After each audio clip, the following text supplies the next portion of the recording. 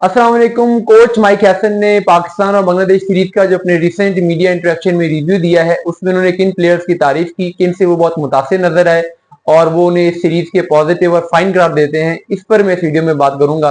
देखिए, एक जो उन्होंने बात की वो उन्होंने सलमान अली आगा की बहुत तारीफ की है। एज अ कैप्टन उन्होंने कहा कि जैसे उसने अपने डिसीजन लिए, जैसे उसने अपने आप को सेक्रीफाइस किया था बैट्समैन और टीम के वाइडर इंटरेस्ट में उसने बैटिंग पोजीशंस चेंज की, बैटिंग ऑर्डर में फ्लेक्सिबिलिटी दिखाई।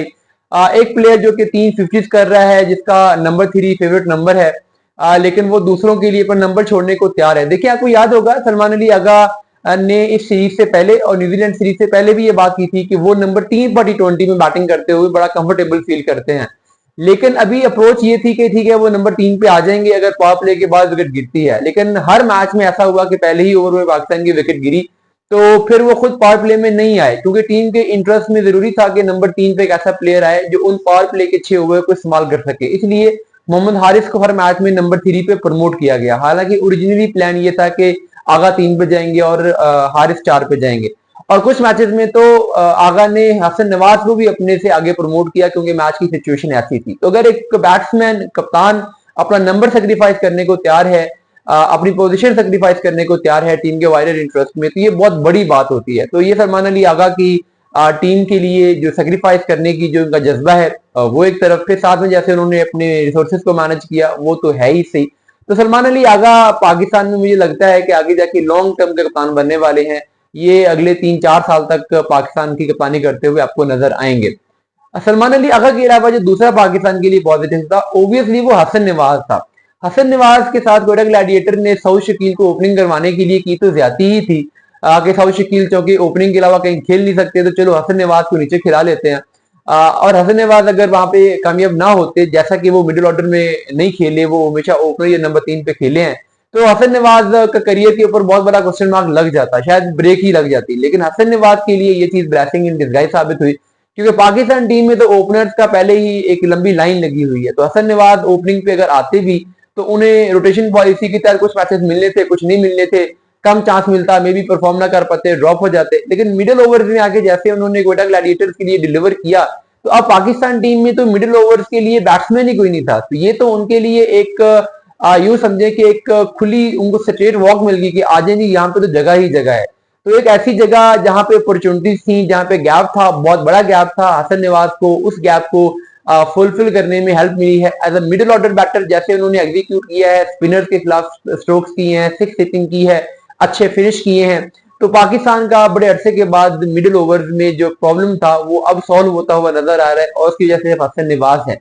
हसन नवाज की जैसे मैंने कहा एक मिडिल ओवर के बैट्समैन की जो स्ट्रेंथ होती है वो सारी स्ट्रेंथ उनके पास है। लंबी हिट मार सकते हैं, पावर बहुत है, स्पिनर को अच्छा खेल लेते हैं। डेथ ओवर्स के लिए आहिस्ता आहिस्ता उनकी गेम अवेयरनेस भी इंप्रूव हो रही है। आपने देखा होगा कि अब वो हर बॉल पे 6 मारने की कोशिश नहीं करते, रनिंग बिटवीन द विकेट पे बहुत उन्होंने ध्यान दिया है और उन्होंने डबल्स बहुत लिए हैं डेथ ओवर्स में जब वो बैटिंग कर रहे थे।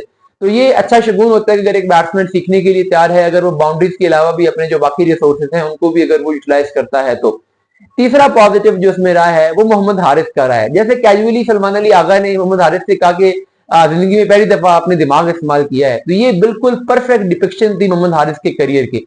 जितना उसमें टैलेंट है कोई शक नहीं है, जो उसको मिस्टर 360 बोलते हैं वो है।